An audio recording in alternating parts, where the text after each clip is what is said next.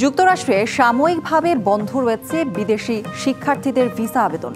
এতে বড় দুশ্চিন্তায় পড়েছে ভারত, চীন সহ বেশ কয়েকটি দেশের লাখো শিক্ষার্থী। আর এই সুযোগে এসব শিক্ষার্থীকে আকর্ষণ করতে এরই মধ্যে ভিসা ফি বাতিলের সিদ্ধান্ত নিতে যাচ্ছে যুক্তরাজ্য।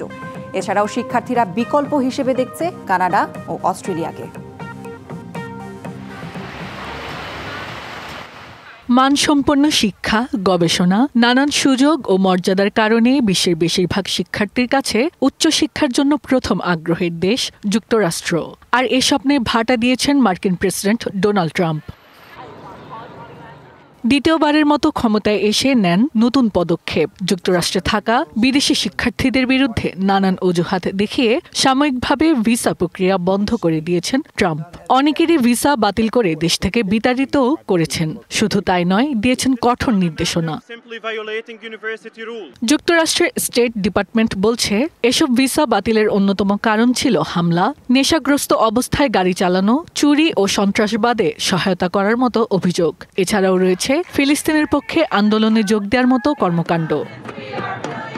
হিরন আরও মিনারেল ওয়াটার মাত্র 50 পয়সায় প্রতি litre. International educational exchange open ডোর এর তথ্য মতে বর্তমানে যুক্তরাষ্ট্রে পড়াশোনা করছেন 11 লাখেরও বেশি বিদেশি শিক্ষার্থী। এর মধ্যে 71% এশিয়া থেকে, ভারত থেকে 3,31,000, চীন থেকে 2,77,000। এরপর আছে দক্ষিণ Korea, Canada, Taiwan, Vietnam, Nigeria, Bangladesh, Brazil ও নেপাল। ফলে ট্রাম্পের এই সিদ্ধান্তে অনিশ্চয়তার মুখে বহু শিক্ষার্থী। তবে সবচেয়ে বেশি দুশ্চিন্তায় পড়েছেন দীর্ঘমেয়াদী পিএইচডির উদ্দেশ্যে যাওয়া শিক্ষার্থীরা। তবে ট্রাম্প প্রশাসনের এই কড়া নীতিকে একটি বড় আকারের সুযোগ হিসেবে দেখেছে যুক্তরাজ্য। বিশেষ করে মেধাবীদের জন্য ভিসা ফি বাতিল করার কথা ভাবছে দেশটি। এর মধ্যে এ বিষয়ে আলোচনা শুরু করেছে ব্রিটিশ প্রধানমন্ত্রী Keir Starmer.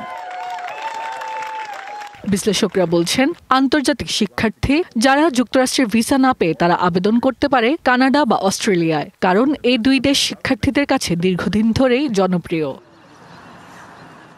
Hasna Akter, DBC news desk.